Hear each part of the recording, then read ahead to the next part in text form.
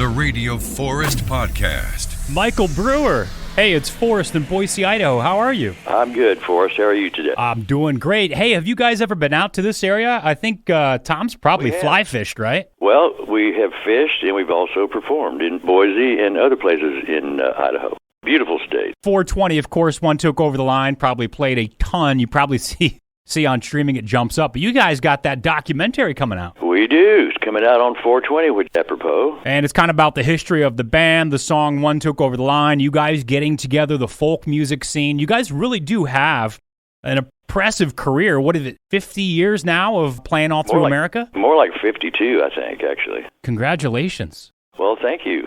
We're still kicking, just not as high as we used to. It's still smoking. Still smoking. I imagine you guys, the amount of joints you get handed to you at shows and probably the amount of people that want to say that they smoked with Brewer and Shipley is probably insane. How do you handle that? That's got to be something to deal with. Well, it's just we're glad that people like the song, glad they like our music, and there's a really well-known club in New York City, Greenwich Village, called the Bitter End. We played there many, many times. In fact, we even broke attendance records at one time. And people would wait. So we had all these fans who would come over from Brooklyn. They would wait till we played One Toke, and then all of a sudden, joints and bags of weed would come flying onto the stage. Our roadies would, run and gather it up. So we hardly ever had to buy anything. I'd be worried, though, something would have like formaldehyde or angel dust in it or PCP. Was that concerned? Or you could just kind of trust your crowd? It's something that crossed our minds, but, our fans were so hardcore and peace lovers, just as Tom and I have always been.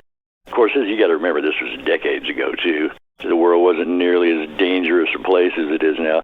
And we probably just shot craps a lot of times and hoped for the best. But we never once got dosed, everything. Now, I always had the mental picture that Jerry Garcia was probably just stoned out of his mind the entire time. Is that accurate or kind of not the whole picture of Garcia? Well, it's kind of like, the same thing with us, other musicians and everything, I don't think I know anybody who just constantly is smoking a joint or something. When you feel like copping a buzz, you take a toke or whatever. But, yeah, Jerry certainly had his share of mind-altering substances. He was a great guy, really good guy. I really miss him. He played pedal steel guitar on the B-side of One Toke Over the Line. You guys kind of in the same area out in Haight-Ashbury back in the day. And I had heard, tell me if this is true, the story that I had heard that Neil Young named Buffalo Springfield kind of in your presence, like you were there when that happened. Absolutely. I was living on a street called Fountain Avenue in Hollywood, and the guy who actually rented the house next door, his name was Barry Friedman, and the Buffalo Springfield were rehearsing and crashing on his floor at the time over there. If they weren't next door, they were in my living room. And in fact, arguably, outside of the band, I'm the first person to hear For What It's Worth when Stephen played it for me on my guitar in my living room. Oh, wow. But anyway, one hot summer night, Barry Friedman and Neil Young came knocking at my door and said, hey, the Fountain Avenue was being widened at the time, so there was a large vehicle parked out in front every night. And they came in, they said, hey, man, look what we just stole off that thing in front of your house. We're going to name the band this. And Neil held up a big iron plaque that read, Buffalo Springfield. No way, that's pretty cool. Yeah, I thought it was cool. How did For What It's Worth sound at the time on your guitar? I mean, it's a pretty powerful song for what was going on. Was it just kind of a song he was noodling around, or you're like, man, that's... No, he had written it. They hadn't recorded it yet. And it sounded great. It was Stephen Still, and really good guitar player, too. And it just happened to be on my Martin D18. Sounded great. I loved the song. I thought it was really cool. Brewer and Shipley, you guys have shared the stage with some of the biggest names, everybody from Black Sabbath and Elton John. Springsteen opened for you. But what I wanted to ask, because I imagine this is a skill that you have to develop. I know that one time you guys got pretty aggressively booed off stage with Humble Pie, and you had, but like you said, you guys set attendance records. You've got all these accolades. You've been doing it for 52 years. How do you take getting booed off stage? Do you just kind of roll with it? That not everybody could handle that, probably. That is the only time ever in our entire career that we've ever been booed off stage. But, it was understandable. It was, we call it creative booking. We've opened for a lot of people we shouldn't have been booked for. It was just getting booked, just making a buck. We didn't have anything to do with it. It was all up to booking agents and managers and stuff. But it was Chicago Stockyards Coliseum opening for Humble Pie. They weren't digging us anyway. They just wanted us to go away because they came to see Humble Pie. What did they care about? A couple of folkies singing songs about peace and love. So anyway, we cut the show a little bit short because it was ridiculous anyways. But then when we got backstage, the promoter was there, and he's looking at his watch. He says, "Wait a minute, you guys didn't play long enough. You got to go back out." We said, "Are you kidding me? You're going to make us go back out there?" And he did, or he wasn't going to pay us. So we went back out, and when we came back out on the stage, you could hear this rumble come up from 10,000 people. I ran to the microphone. I said, "Dig it. They're making us come back out. This isn't an encore. They're making us come back out. Let us do one more song. Don't throw beer bottles at us or anything, and we'll get the hell out of here." So we did, and we got paid and went to the motel and went on to the next city the next day. Now, you've lived in quite a few different places. Kansas City, of course, out in California, and played around in Hollywood. And now in the Ozarks. Have you seen the show The Ozarks? Is that kind of representative of the area that you're in at all? Of course, not the drugs and the hitmen and the killing, but the scenery? Oh, very much so. Yeah, I love that series. In fact, my wife and I binge-watched it. We can't wait for the final season to come on. Ironically, except for a few shots of Bagnell Dam over in the eastern part on Lake of the Ozarks in Missouri, everything is actually shot at a lake outside of Atlanta, I learned. But it's a great series, and I'm sure that there's plenty of money laundering going on, just like every place else, and there's meth and, everything, just like in the series, unfortunately. You had talked about maybe not flying anymore, not doing the large tours, maybe sticking a little closer to home. I know now with COVID, everything's shut down, but we're starting to see some concert announcements, at least for the end of this year into next year. Have you guys decided to get back on planes? Are you done with that? What's the touring look like for the future? We started cutting back quite a while ago because, we've been together 52 years, and we're getting up there in age, and touring is just... It doesn't have the allure it once did, except for the performing. To quote my friend Dan Fogelberg, the audience is heavenly, but the traveling is hell. And that's just the way it is. It's flying and renting cars and checking in and out of motels and sound checks and trying to get something to eat and blah, blah, blah. It just gets harder and harder.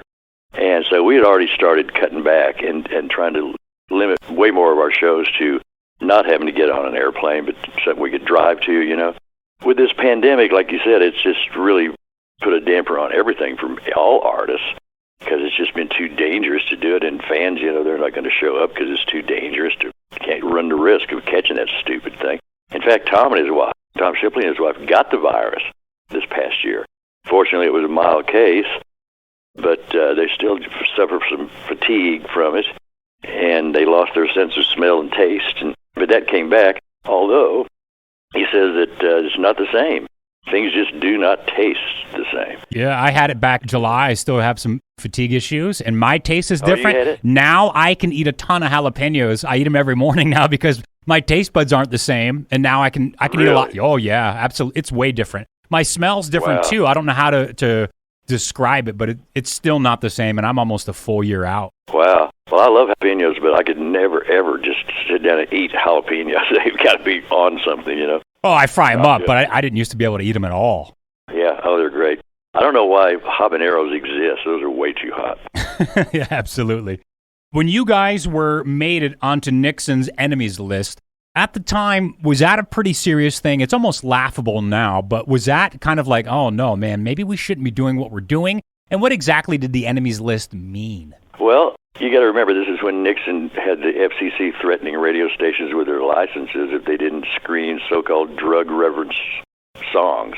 But it was just stupid. Puff the Magic Dragon was on that list, Rocky Mountain High. It was just ridiculous. We thought it was like the equivalent of burning books. Anyway, we had a meeting at WLS in Chicago with the CEO, huge radio station. They said, we really like this song. We want to play it, but only if you guys are on board with us, backing us up. We said, well, of course we are. So they did it, and a lot of other stations had decided to go ahead and play it too and take their chances with the FCC. But a whole lot of stations still were spooked and wouldn't play it. So we ended up with a top 10 banned record. But yeah, we made Nixon's enemies list, and I'm not sure what that means. Just people he hated for whatever reason. Paul Newman was on the list. A whole lot of people were in good company on the list of his enemies list. Spiro Agnew, the vice president, named us personally on national TV one night as subversives to American youth.